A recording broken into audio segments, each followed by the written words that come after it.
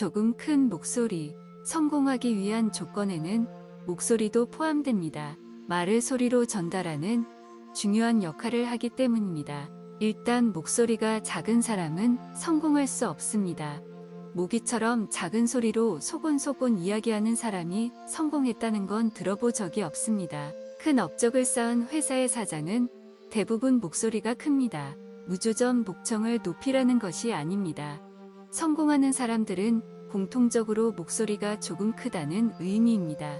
목소리의 크기 다음으로 중요한 것은 말의 질입니다. 말에는 수많은 의미가 담겨 있습니다. 상황에 따라 사용법이 달라지지요. 주의해야 할 점은 부정적인 말은 쓰지 않아야 한다는 것입니다. 난 다른 사람과의 대화에 서툴러. 나는 왜 이렇게 돈이 없는 거야? 이런 말을 해서는 안 됩니다. 대화가 서툴다고 말해봤자 소극적인 성격은 고쳐지지 않고 돈이 없다고 말해본들 지폐가 손에 들어올 리 없으니까요.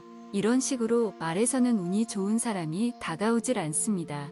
여기서 중요한 점은 자신의 서투른 점을 억지로 고치려 들면 안 된다는 것입니다. 자연스럽게 적극적인 사람이 되는 법. 스스로를 탓하거나 억지로 바꾸려고 애쓰는 대신 이렇게 한번 말해보세요.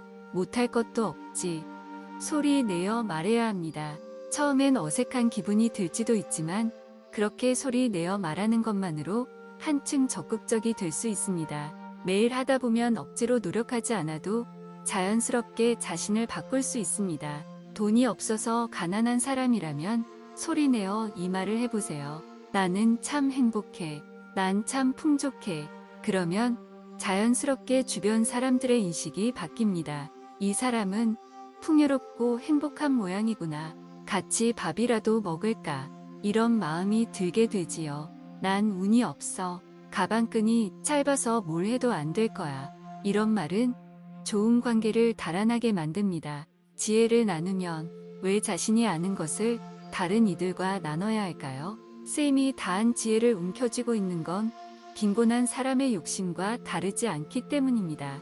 빈곤한 마음을 지니고 살면 반드시 가난해집니다. 의미 없는 것들을 내려놓지 못하면 그 무게 때문에 가난의 늪에 빠져듭니다.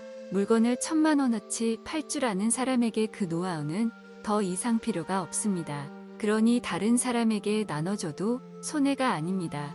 물건 파는 법을 몰랐던 사람이 그 방법을 배운다면 무척 기뻐할 겁니다. 1,000만 원을 벌 수 있게 되었기 때문입니다. 그렇게 다른 사람을 가르치고 나면 신기하게도 지혜를 나눠준 사람에게 1,000만 원의 이익이 더 생깁니다. 쓰임이 다한 지혜를 타인과 나눈 보답인 셈어지요. 바라고 한 일은 아니지만 어째서인지 기대하지 않은 보답이 자신에게 돌아오게 됩니다. 책을 쓰는 이유. 필요 없는 지혜를 남에게 주면 왜 보답이 돌아올까요? 우주는 언제나 균형 잡힌 상태로 유지됩니다. 따라서 나눔에 대한 보답이 없다면 그 균형이 깨지기 때문입니다. 마스시타 고노스케는 책을 여러 권 썼습니다. 균형의 법칙을 잘 알기 때문일 겁니다.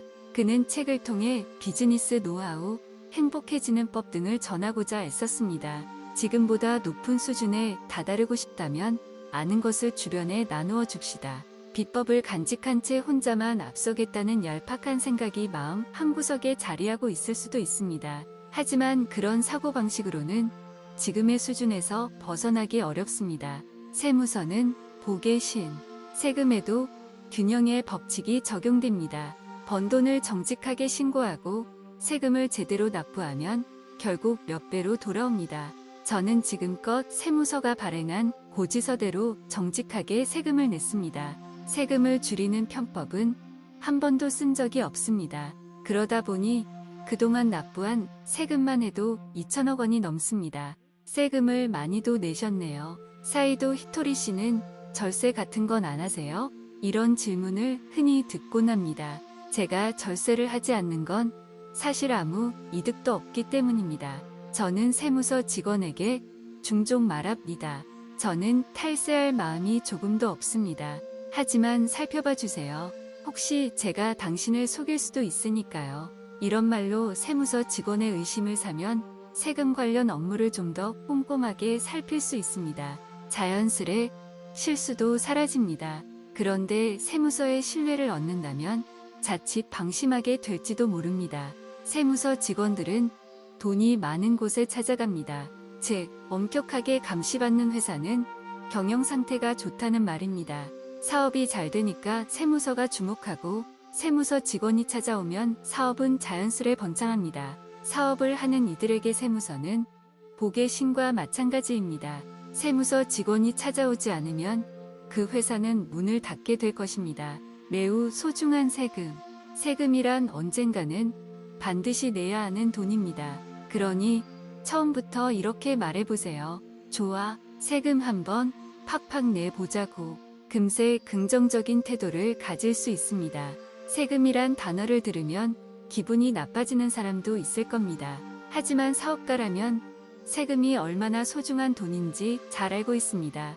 사업을 하기 위해서는 잘 정비된 사회 시스템이 필요합니다.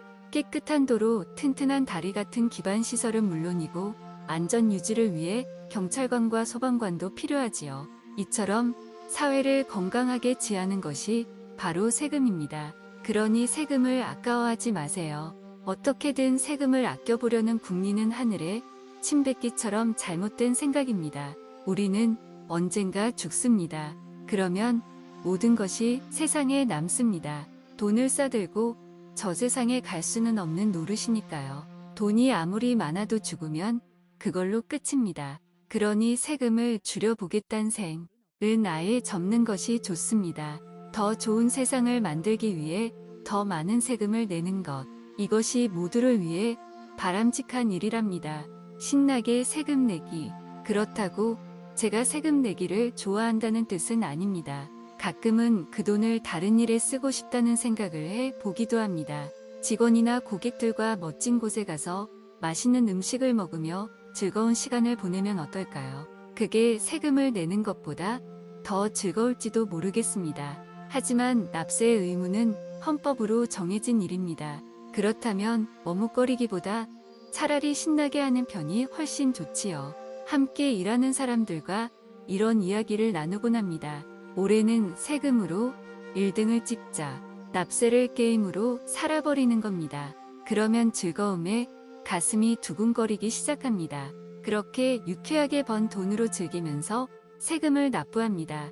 이 돈이 많은 이들의 행복이 될 거라 생각하면 마음이 저절로 풍족해집니다. 하지만 세상에는 작은 이익에 눈이 멀어 세금을 내지 않으려는 사람들도 있습니다. 그런 사람은 언젠가 세무서에 레이다망에 걸릴 것입니다. 그리고 놀랄 만큼 엄청난 벌금을 치러 세상의 균형이 바로잡히겠지요. 단지 세금에만 해당되는 이야기는 아닙니다. 이 세상 만물은 균형의 법칙에 의해 움직입니다. 이 점을 절대 잊지 마세요.